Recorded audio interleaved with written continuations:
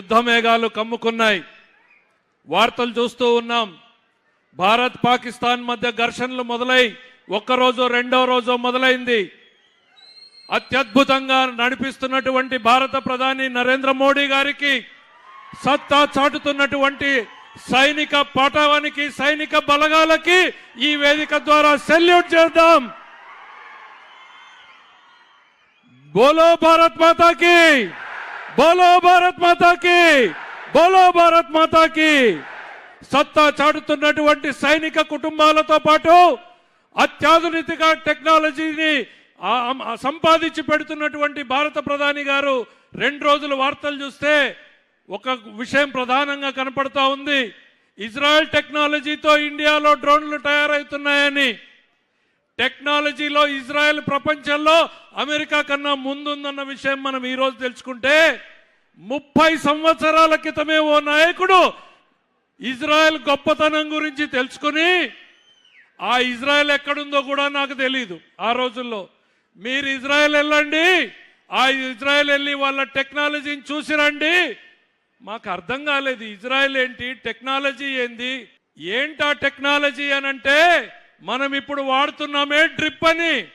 ఆ డ్రిప్ టెక్నాలజీని మొట్టమొదట ప్రపంచంలో డెవలప్ చేసింది ఇజ్రాయెల్. వెళ్ళమని చెప్పిన నాయకుడు మన నాయకుడు చంద్రబాబు నాయుడు గారు.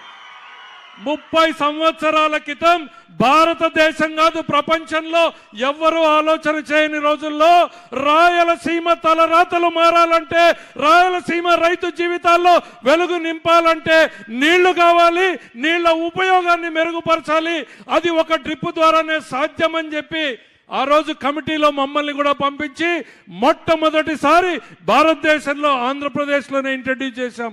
అంతటి ముందు చూపు కలిగినటువంటి వ్యక్తి, 30 సంవత్సరాల ముందు చూపు కలిగినటువంటి వ్యక్తి. ఊహించుకోగలమా ఈరోజు డ్రిప్ లేని జీవితం ఈరోజు రైతుకు కుదురుతుందా? మిమ్మల్ని అడుగుతున్నా. డ్రిప్ మన జీవితాల్ని మార్చిందా లేదా? ఆ డ్రిప్ని భారతదేశంలో మొదట తెచ్చినటువంటి నాయకుడు మన నాయకుడు అని చెప్పుకోవడానికి గర్వపడదాం మనం. ఒకటేంటి, అట్లాంటి డ్రిప్ని తీసుకొచ్చే ఈరోజు ఎక్కడున్నాం మనం?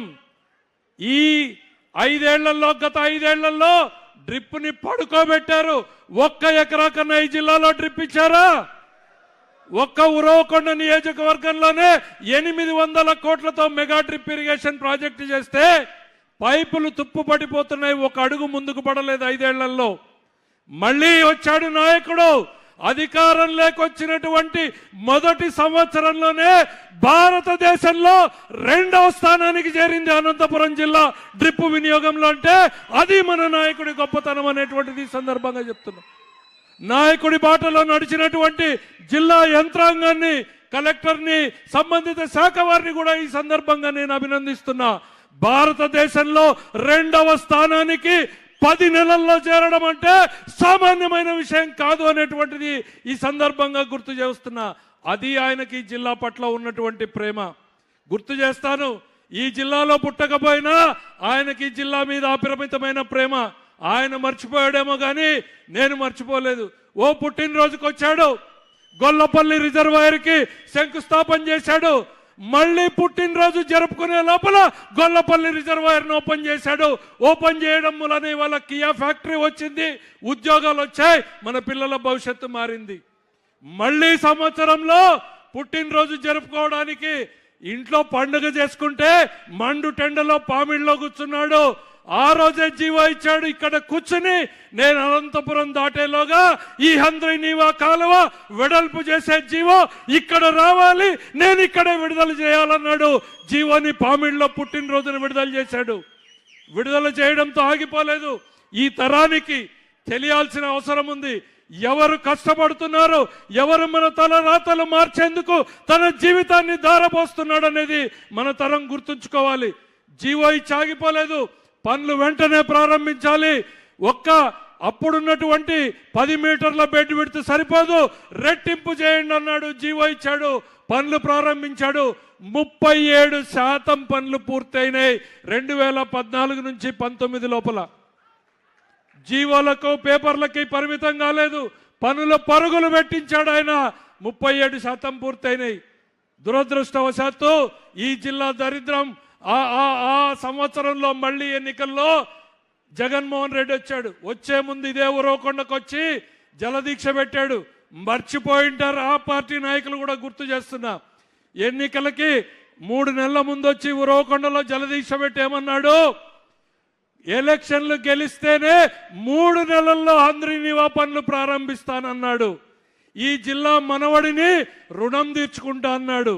3 నెలలు పోయింది, 5 సంవత్సరాలు పోయింది. మన కాలువలో గంప మట్టి తీశారా అని అడుగుతున్నా, తీశారా? ఎక్కడైనా ఈ 400 కిలోమీటర్లలో గంప మన్ను తీశాడు ఆయన?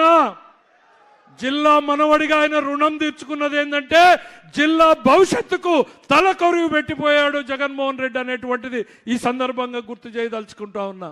ఇది హంద్రీనీవాని వెడల్పు చేస్తే ఏం జరుగుతుంది? మీ ఈ గ్రామం ఛాయాపురమే ఉదాహరణ తీసుకోండి. హంద్రీనీవా రాకముందు మన భూముల విలువ ఎంత చెప్పండి? 5 లక్షలు. ఈ రోజు మీ భూముల విలువ ఎంత? ఎంత వినపడాలి? 20, 25. కౌలు ఎంత ఇస్తున్నారు? 60,000 రూపాయల కౌలు రాయలసీమ చరిత్రలో ఏ రైతైనా ఊహించుకోగలమా? ఈరోజు మా చెల్లెళ్ళు ఇక్కడ కూర్చున్నారు. బీసీ కాలనీ లేకపోతే ఎప్పుడు ఏమడుగుతారు? అన్నా ఆ కాలం ఒక్కటి సక్రమంగా ఇచ్చినారన్నా, నీ పుణ్యమో చంద్రబాబు నాయుడు పుణ్యమో, ఏందో ధైర్యం చేసి ఇంత మిరం పెట్టుకున్నాము, ధైర్యం ఉందన్న బిడ్డ పెండ్లి చేస్తాము, లేకపోతే కొడుకు చదివిస్తాము అనేటువంటి మాట మా చెల్లెళ్ళ నుండి మాట వింటే గుండెకు అంతకన్నా సంతోషమైన విషయం ఇంకొకటి ఉండదు అనేటువంటి చెప్తా ఉన్నా. ఈ జిల్లా తలరాతలు మార్చింది ఎవరు అనంటే అది హంద్రీనీవా కాలువ కావచ్చు, లేకపోతే బీటీపీ ప్రాజెక్టు కావచ్చు, పేరూరు ప్రాజెక్టు కావచ్చు, కియా మోటార్ కావచ్చు, హెచ్ఎన్ఎస్ మన హెచ్ఎల్సి లైనింగ్ కావచ్చు. ఇవన్నీ కూడా ఒక్క చంద్రబాబు నాయుడు గారి వల్లనే సాధ్యమైనవి. ఆయన ఒక్కడే చేశాడు అనేటువంటిది ఈ సందర్భంగా ఈ వేదిక ద్వారా చెప్తా ఉన్నాను. నేను ఎవరికి ఓటేయాలి? నా లెక్కలో అన్నం పెట్టినోడే దేవుడు. అవునా కాదా? అవునా కాదా? మనకెవరు అన్నం పెడితే వాళ్ళే దేవుడు. అన్నం పెట్టాడా లేదా?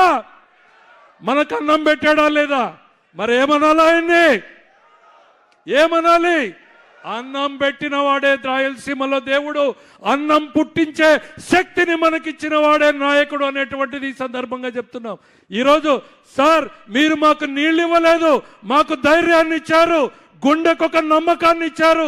కరువుతో అనునిత్యం పోరాడుతున్నటువంటి ఈ జిల్లా రైతాంగానికి ఎస్ ఈ కరువుని మేము ఎదుర్కొంటాం, ఈ కరువుతో పోటీ పడతాం, మాకు నాయకుడు ఉన్నాడు అండగా నిలవడానికి, ఈ కరువుని అధిగమిస్తామనేటువంటి నమ్మకాన్ని మా గుండెల నిండా ఇచ్చింది మీ నీళ్లు అనేటువంటిది ఈ సందర్భంగా చెప్తున్నాం. ఇక్కడితో ఆగలేదు, మీరు ఇంకా ఎక్కడెక్కడ ఆలోచిస్తున్నారు? ఎక్కడో ఉన్న పోలవరం, 100,000 కిలోమీటర్లు అవుతున్న పోలవరం నీళ్ళని మళ్ళీ మన బనకచెర్లకు తెచ్చి మన అందరికి నీళ్లకు తేవాలని తపన పడుతున్నాడు, ఆరాట పడుతున్నాడు ఆయన. 5 ఏళ్లలో కాలు బయట పెట్టని ముఖ్యమంత్రిని చూసాం, కాలు ఇంట్లో పెట్టని ముఖ్యమంత్రిని చూస్తున్నాం. ఈరోజు వారానికి ఒక్కసారి ప్రతి ఊరు తిరుగుతాడు, ప్రతి కాలువ తిరుగుతాడు, ప్రతి రోడ్డు తిరుగుతాడు. ఉరవకొండలో ఈరోజు రోడ్లేసినా, కాలువలేసినా, హాస్పిటళ్లు కట్టినా, మరి తాగునీటి సౌకర్యాలు చేసిన అది చంద్రబాబు గారి హయాంలోనే అనేటువంటి విషయాన్ని సందర్భంగా గుర్తు చేస్తున్నా. వైఎస్ఆర్సీపీ నాయకులకి ఈ వేదిక ద్వారా చెప్తున్నా, మీరు గంప మన్ను తీశారా? కాలంలో 1 కిలోమీటర్ రోడ్డు వేశారా? ఒక కుళాయి వేశారా అనేటువంటిది నేను అడగదలుచుకున్నాం. మరి ఈరోజు గర్వంగా మేము తిరగగలుగుతున్నామంటే అది మీ నాయకత్వం అనేటువంటిది ఈ సందర్భంగా గుర్తు చేస్తా ఉన్నా. ఈరోజు భారతదేశానికి మోడీ నాయకత్వంలో, కూటమి నాయకత్వంలో ఆంధ్రప్రదేశ్ డబుల్ ఇంజిన్ సర్కార్ ఈరోజు పరుగులు పెడతా ఉంది అన్నటువంటి విషయాన్ని ఈ సందర్భంగా గుర్తు చేస్తున్నా.